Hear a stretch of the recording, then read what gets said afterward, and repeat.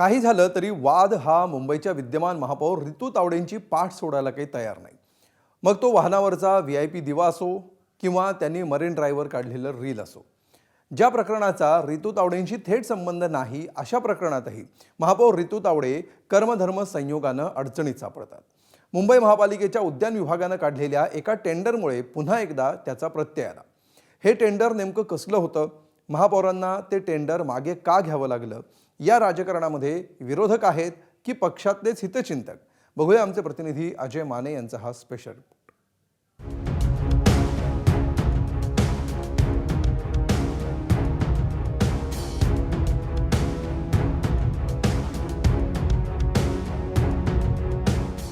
हा आहे मुंबईच्या महापौरांचा बंगला। सध्या बंगल्यात राहणाऱ्या मुंबईच्या विद्यमान महापौर रितू तावडे यांची एका टेंडरच्या शीर्षकानं घातलेल्या घोळामुळे झोप उडाली।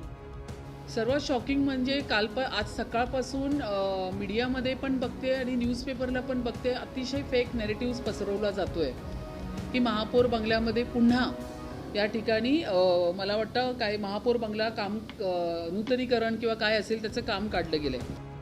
विषय थोडासा सोपा करून समजून घेण्याचा प्रयत्न करूया। मुंबई महानगरपालिकेच्या उद्यान विभागानं मुंबई महापौर निवासस्थानालगतचा काही भाग आणि वीरमाता जिजाबाई प्राणी संग्रहालय अर्थात राणीच्या बागेच्या कामासाठी निविदा काढली। निविदा होती 2,89,00,00,000ची। मात्र त्या निविदेच्या शीर्षकात महापौर निवास या शब्दांचा वापर झाला। त्यामुळे आधीच एप्रिल महिन्यात 3,40,00,00,000 रुपये खर्च केलेल्या महापौर बंगल्यासाठी आता पुन्हा 2,89,00,00,000ची उधळपट्टी कशासाठी, असा प्रश्न उपस्थित केला जाऊ लागला। अखेर मुंबईच्या महापौर रितू तावडे यांनी पत्रकार परिषद घेत सगळं चित्र स्पष्ट केलं। सोबतच निविदा रद्द करण्याचे आदेशही दिले। 2,89,00,00,000चं जे काही टेंडर आहे हे जे काढलेलं हे राणीबाग झूने काढलेलं आहे। कुठेच महापौर बंगला ह्याच्यात आलेला नाहीये।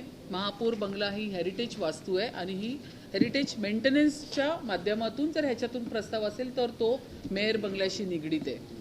तर सर्वात महत्त्वाचा पार्ट म्हणजे हे माझ्या मेयर बंगल्याशी कुठेच निगडीत नाहीये। हे राणीच्या बाग झू डिपार्टमेंटचं, उद्यान डिपार्टमेंटचं हे टेंडर आहे। महापौरांनी स्पष्टीकरण देईपर्यंत पुलाखालून बरंच पाणी वाहून गेलं होतं। आधी स्कॉर्पिओऐवजी इनोवा क्रिस्टा पाहिजे या मागणीवरनं मुंबई महानगरपालिकेतल्या भाजप नगरसेवकांवर टीका होतेय। अशातच राणीच्या बागेसंदर्भात निविदा काढणाऱ्या अधिकाऱ्यांनी निविदेच्या शीर्षकात महापौर बंगला हे शब्द घालून घोळ घातला। त्यामुळे विरोधकांना, विशेषतः ठाकरेंच्या शिवसेनेला महापौर रितू तावडेंवर टीका करण्याची नामी संधीच मिळाली। जो काही निधी महापौरांना फक्त त्यांच्या स्वतःच्या बंगल्यासाठी मिळालेला आहे तो जवळपास 5.5 कोटीचा आहे आणि गाड्या देखील ज्या आता घेत आहेत त्या देखील 1.5-2 कोटीच्या आहेत। तर म्हणजे हा सगळा खर्च स्वतःवर कशासाठी करताय? कुठे नेमकं तुम्हाला काय दाखवायचं जगाला? महापौर बंगला काय तुम्ही वेगळं काही आता टुरिस्ट प्लेस निर्माण करणार आहात की ताजमहल बांधणार तिथे? मुंबई महानगरपालिकेच्या विरोधी पक्षनेत्या आणि माजी महापौर किशोरी पेडणेकरांना एक वेगळाच प्रश्न सतावतोय। जर टेंडरमध्ये काहीच प्रॉब्लेम नव्हता तर महापौरांनी ते टेंडर रद्द करण्याचे आदेश का दिलेत? मुळात हे टेंडर जर आम्ही आज तुम्हाला कळलं तर तुम्ही लगेच गटनेता बोलवलं असतं, तर उलट मी पण सांगितलं असतं की हे बरोबर आहे, फक्त महापौर बंगल्याचा उल्लेख म्हणजे हेरिटेज तुम्ही AMC टू STP असं म्हटलं असतं तर ते जास्त उचित राहिलं असतं। मी टेंडर मागे घेते याचा अर्थ तुम्ही काहीतरी केलं आहे असं जे कोण दाखवू इच्छित आहे हे अधिकाऱ्यांना अधिकार नाही आहे। या अधिकाऱ्यांवरती महापौरांनी कारवाई काय करणार? कसं चुकलं? किशोरी पेडणेकर यांच्याबरोबर आदित्य ठाकरे यांच्या सुद्धा बुद्धीची कीव यायला लागली या ठिकाणी। एकतर मुळामध्ये गेले 25 वर्ष ह्यांनी जो राडारोडा करून ठेवला होता या महानगरपालिकेत, मग रस्त्याचा असेल, पाण्याचा असेल, कॉन्ट्रॅक्टर लॉबी असेल, स्टँडिंगमधली अंडरस्टँडिंग असेल, या सगळ्या गोष्टी आम्ही एक एक करून बाजूला करतोय।